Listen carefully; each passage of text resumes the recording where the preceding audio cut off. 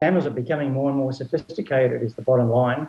You know, they're running a business, they try different things, they test market their opportunities, and then they see whether or not people are reacting to that. They're very good at creating empathy with their victims. But the bottom line is that they're very good at their job. They test market, and if something works, then they build scale. They're running a business. What's the best advice you have for people about how they can distinguish between a genuine call and a fraudulent one? Look, that's a very good question. I think at the end of the day, we're asking people to be a bit more suspicious when they get calls from unknown numbers or calls from numbers that they don't recognise. I mean, if the government's calling you, a government agency or a bank, they will invariably disclose where they're calling from, but you are well within your right to ask them if you can call them back. And that's also a good way of protecting yourself. What advice would you give when somebody calls unsolicited asking for money?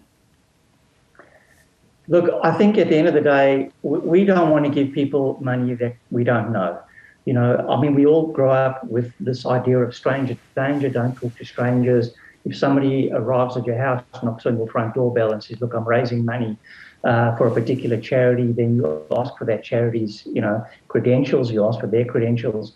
But for some reason, when they call on the phone, we seem to say, okay, here's my credit card.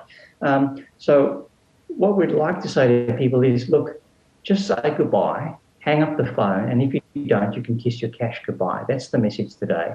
So we just need to be a little bit more vigilant when we're talking to people on the phone. And unfortunately, these scammers have a great way of creating empathy with people on the phone. Are there certain sections of the community which appear to be more vulnerable to these fraudulent phone calls and texts?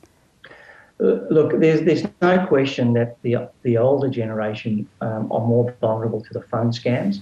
A lot of people are at home alone, they get a call, they're going, oh my God, somebody's calling me, someone wants to talk to me, so they feel inclined. And what happens is, when you get a call and you answer the phone, you go, Peter speaking, then they know your name. They don't know your name until you give it to them.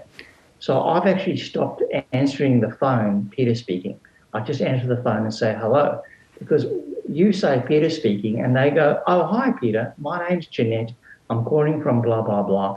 And what happens is that starts to create empathy and breaks down the barriers, and that's where things go awry. What do we know about the scammers themselves, and are many of them based inside Australia? No, so most of them are actually based outside of Australia. What's important to understand is that this is not someone sitting at home with a phone book or a list of phone numbers. These people are actually working on a job. They go to buildings, they go to businesses, they work 9 to 5, they do shift work, they have a tea room, all these things that a normal business has, except that they are undertaking criminal activity. Now, these people who are sitting on the phone are just sort of youngsters being paid, minimum wage per hour. What's happening is their boss is actually the one that's actually making all the money here. This is actually significantly organised crime. So you have thousands of people employed by organised criminals working on a job. They have targets to meet. They do test marketing. They do scalability. They are using all of the dynamics of a regular business, but in running a criminal enterprise.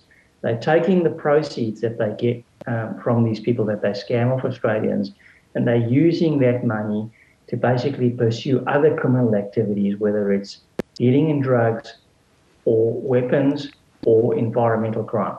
Is there much that police can do then to stop them if they are indeed overseas?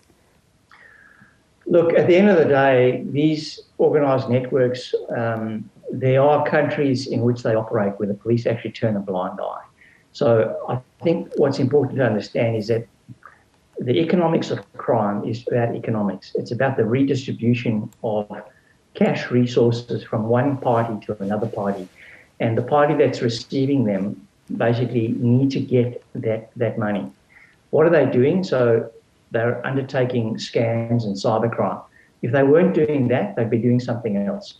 So, when you look at this, you're going, okay, they're perpetrating a crime using a telecommunications network. If it wasn't for that, they might be, robbing a bank. They might be, grabbing someone's handbag. So there's quite a big difference because they don't actually see it as a crime as such because there's no aggressive behaviour. There's no courage that is required here. It's just one number after another number after another number.